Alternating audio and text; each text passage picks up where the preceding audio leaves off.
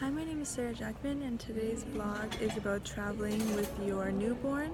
My child is 5 months old, and I had to travel to Vancouver by myself with him. So I'm just going to give you some tips and advice on traveling with a child. So first off, I would like to say that you definitely need to sleep well the day before. So get an early sleep in. Get everything ready the night before as well. So pack everything, get everything organized, your carry-on, diaper bag, everything. Get that all done beforehand, before you go to sleep that night, so that in the morning you can, run around sort of with ease, and if anything happens with the baby, you have time to, keep organized and get everything situated. I would say wake up 2 hours before you have to leave.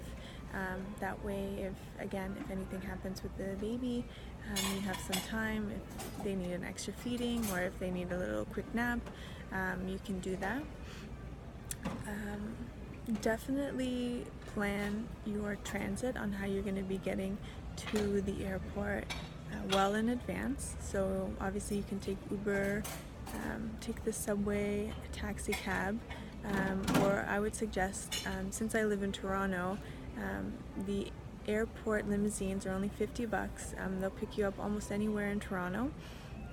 So they're always very friendly, always very efficient. They come right on time, and it's always comfortable, and they take debit, Visa, or cash.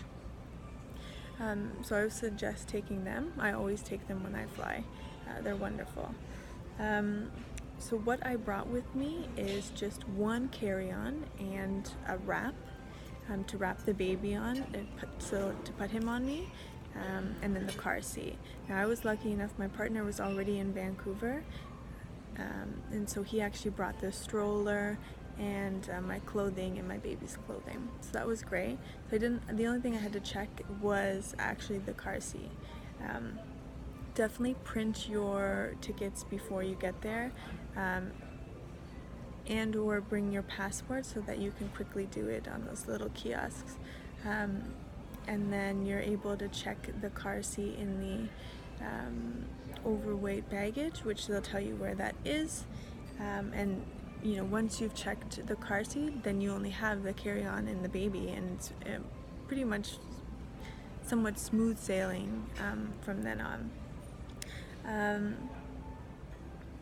I would suggest wearing your hair up. I have medium length hair, and my baby obviously likes to pull at it and grab at it a lot, and so I had my hair up and back out of my face for the full flight, and there wasn't any problems with that. I wasn't worrying about my hair or being like pulled on or leaning on it or whatever, so that was really good. So I'm glad that I actually had it tied back.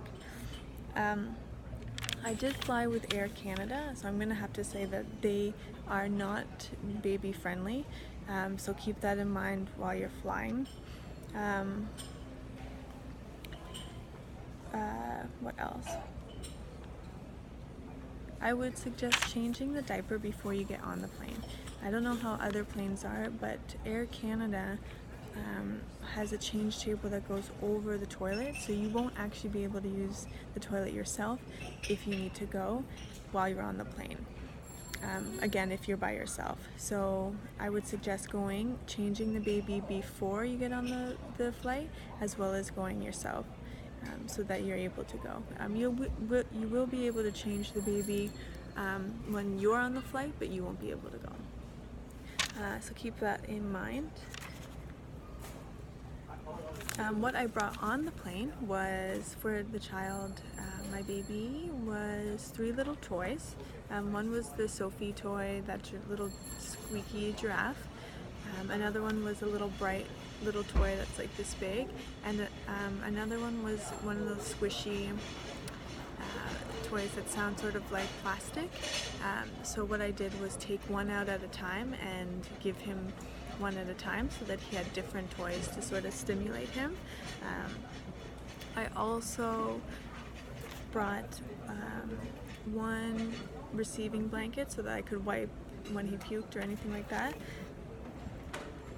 one warm blanket so that if you're lucky enough to have a seat empty beside you, you're able to lay him down. Now my child did not like to lay down on those seats, so I had to actually hold him for the 1 to 2 hours that he did sleep on the flight. But he was nice and toasty warm, and it was nice to have that seat beside me empty.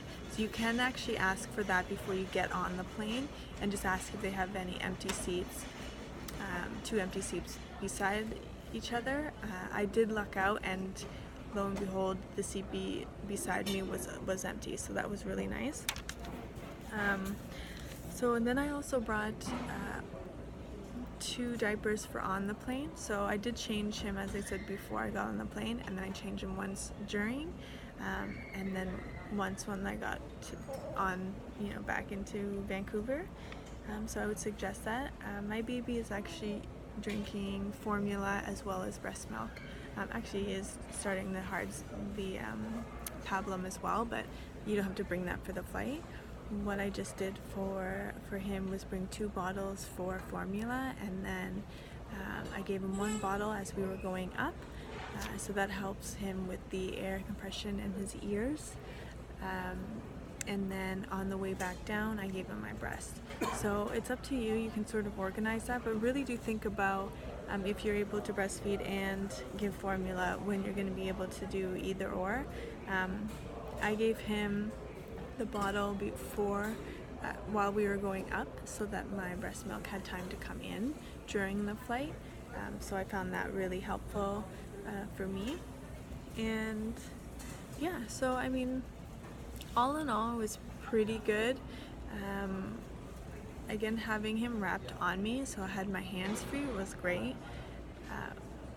And I would just suggest trying to relax while you're doing this, and as long as you keep everything organized before you go, and really think about everything that you're going to have to do before and after and during the flight, then you'll be golden. Don't stress about it too much. I was very, very worried about it, but it ended up being fine, and my child was actually very good on the plane, so I was really lucky.